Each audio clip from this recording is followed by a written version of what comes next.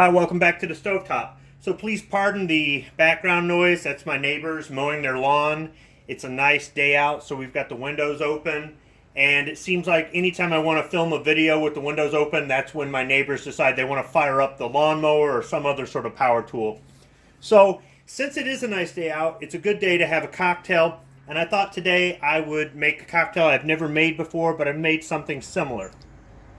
So I'll be making a Rum Collins, which is sort of like a Tom Collins. A Tom Collins is made with gin. It's an older drink. It's very simple to make, and we really do like it here in our household.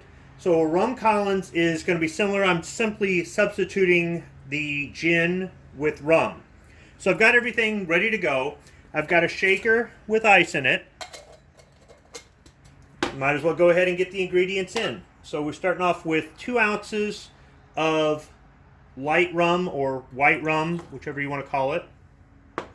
An ounce of lime juice. And a ½ ounce of simple syrup.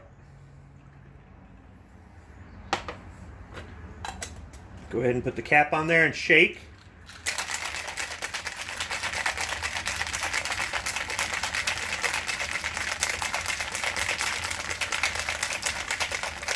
Get it nice and cold.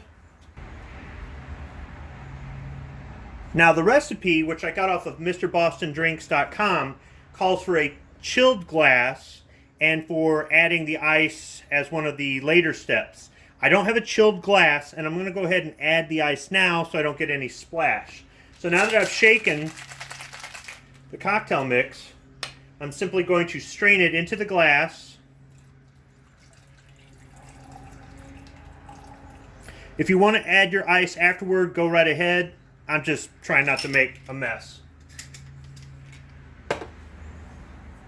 So, after you've put in your cocktail mix and your ice, you simply add some soda water. Now, you can use club soda, which is the easiest to get and the least expensive.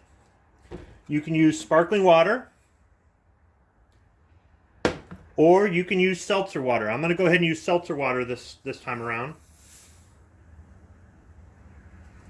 I'm going to be careful on camera, make sure I don't get fizz everywhere.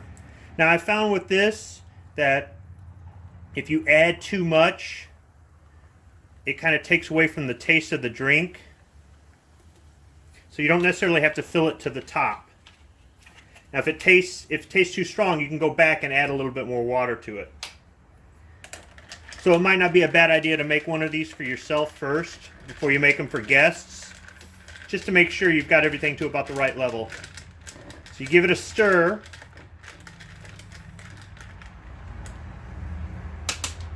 And then you're going to garnish it with a lemon wheel. So you add lime juice, but you garnish it with a lemon wheel. It's as simple as that. So let me go ahead and taste this, see how it is.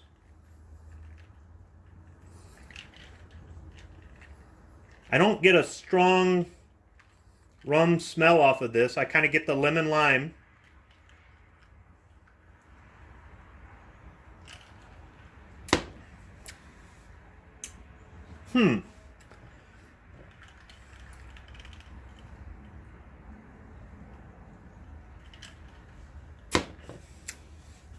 Okay, I'm getting some rum on the backside. It's really sweet. All the ingredients are kind of sweet, so that's the reason why.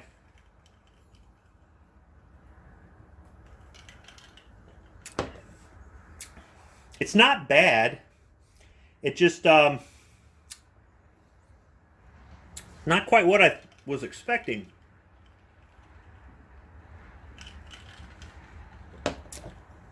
It's not overwhelmingly strong. It's got a lot of citrus to it. I suppose if there was the strongest taste is going to be the citrus or the sweetness. The rum is in there, but it's not really strong. So if you want to make a rum cocktail for somebody who maybe likes 7-Up or Sprite or something like that, but they're not really a big fan of rum, you might want to give them this to try out. I'd say I added the right amount of seltzer water, not quite up to the top there. It seems to be all right. I might make a few more of these today and just sit outside and enjoy the nice weather.